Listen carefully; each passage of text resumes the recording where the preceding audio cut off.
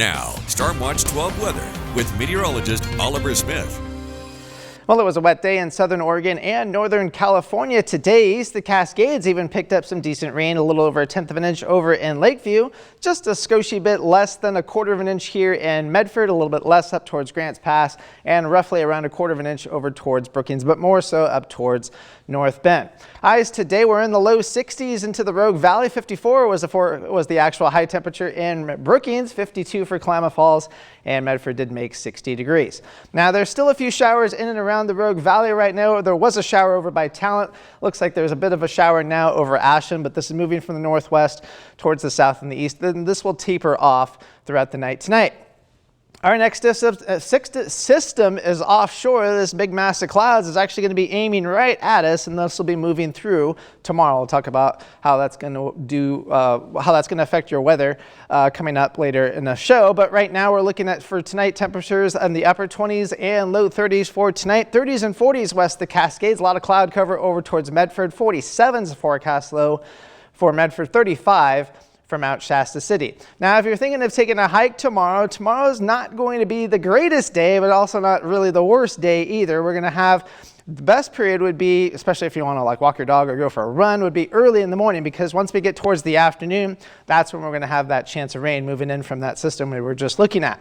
High temperatures for tomorrow into the 50s east of the Cascades, right around 60 up and down I-5, low 50s with a little bit more rain over towards Brookings. So our stormcast for the remainder part of the night, the few showers that we have will taper off after about midnight, and then we'll have a lot of clouds throughout our morning hours. Now we get towards mid-morning, we'll start looking at some of that rain along the Oregon coast moving into the region as we get into the mid-morning and mid-afternoon, and then into the late afternoon as well. Now, there's not a whole lot of snow being picked up on Stormcast, but there could be a couple inches over towards Crater Lake for tomorrow. We'll get to that here also in a few minutes. But in terms of overall, the weekend's not really going to be too bad, at least in terms of rainfall amounts. We go through Sunday, best chance of rain will be along the Oregon coast. There'll be some showers here into the Rogue Valley, but most of the energy from the next series of systems is actually going to go up to our north. Even the system here on Monday, most of the energy stays up to the north, so it's kind of overdoing what it looks like it's going to be the case on Monday. So I don't think we're going to see as much showers here in the Rogue Valley from that system. Now, how much rain are we going to be looking at least for the remainder part of the night?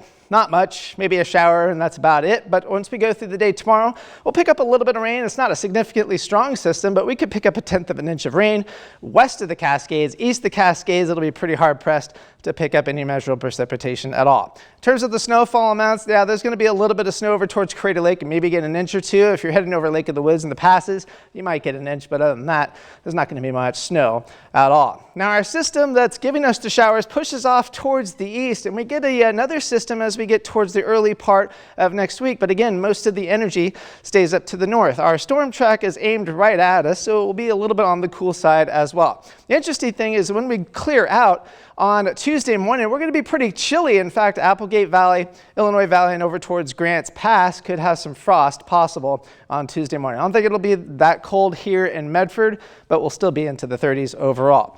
We'll stay fairly active as we get towards the latter part of the week, which is going to be interesting because there's a couple different scenarios that we're looking at. Some are showing some showers, and some are also showing a big ridge of high pressure way offshore. So things could warm up drastically. We'll have to keep an eye on that in the days to come.